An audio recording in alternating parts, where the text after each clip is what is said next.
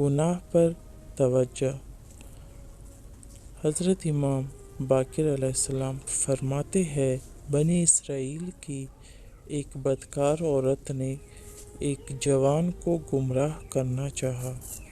بنی اسرائیل کے بہت سے لوگ کہتے تھے، اگر فلاں عابد اس عورت کو دیکھے گا تو عبادت چھوڑ دے گا۔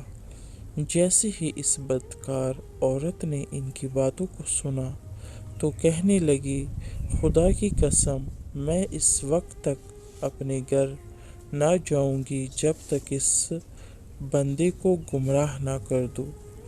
چنانچہ رات گئے اس عابد کے دروازے پر آئی اور دروازہ کھٹکھٹایا، لیکن اس عابد نے دروازہ نہ کھولا۔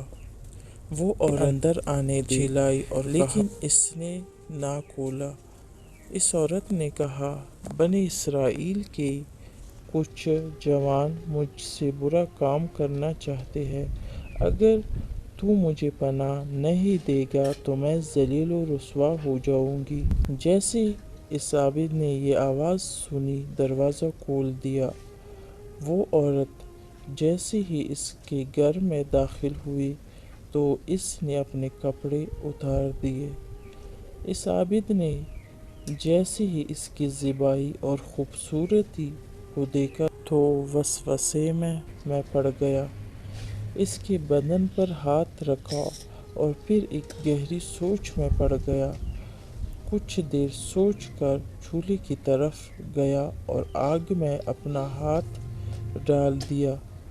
وہ عورت پکاری، ارے تو کیا کرتا ہے؟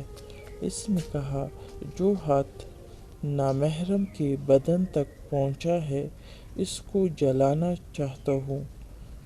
چنانچہ یہ دیکھ کر وہ عورت بھاگ کھڑی ہوئی اور بنی اسرائیل کے لوگوں کے پاس جا کر کہا، دوڑو اور اس جوان کو بچاؤ، کیونکہ اس نے اپنا ہاتھ آگ میں رکھ دیا ہے۔ جیسے ہی لوگ دوڑے تو دیکھا کہ اس کا ہاتھ جل چکا ہے۔